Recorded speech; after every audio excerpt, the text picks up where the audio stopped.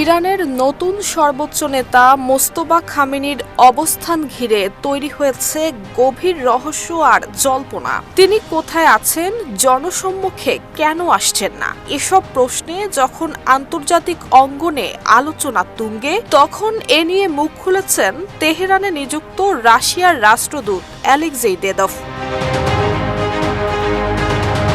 রুশ গণমাধ্যমকে দেয়া এক সাক্ষাৎকারে দেদভ স্পষ্টভাবে জানান, মোস্তফা খামেনি ইরানেই অবস্থান করছেন, তবে বর্তমান নিরাপত্তা পরিস্থিতির কারণে তিনি জনসম্মুখে আসছেন না। তার ভাষায়, জনগণের বোঝা উচিত তার জনসম্মুখে না আসার পেছনে যথেষ্ট কারণ রয়েছে।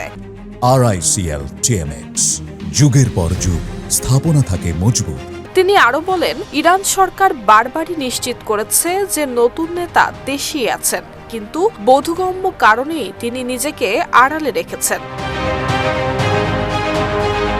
বিশ্লেষকদের মতে, চলমান যুদ্ধ পরিস্থিতি এবং সম্ভাব্য হামলার ঝুঁকি এই অদৃশ্য উপস্থিতির মূল কারণ। বিশেষ করে সাম্প্রতিক উত্তেজনা এবং আঞ্চলিক সংঘাতের প্রেক্ষাপটেই ইরানের শীর্ষ নেতৃত্বকে কঠোর নিরাপত্তা বলয়ের মধ্যে রাখা হচ্ছে।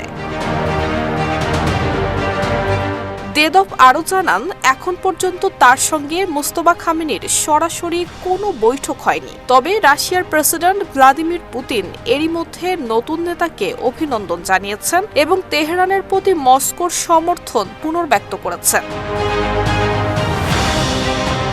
এর আগে মোস্তফা খামেনির অবস্থান নিয়ে নানান গুঞ্জন ছড়ায়, কেউ কেউ তার বেঁচে থাকা নিয়েও প্রশ্ন তোলেন। তবে ইরান সরকার এসব জল্পনা উড়িয়ে দিয়ে জানিয়েছে, দেশের সর্বোচ্চ ধর্মীয় নেতা সুস্থই আছেন এবং বর্তমান সংকট মোকাবেলায় প্রয়োজনীয় নির্দেশনা দিয়ে যাচ্ছেন। নুসরাত জাহান মেহেক, ঢাকা পোস্ট।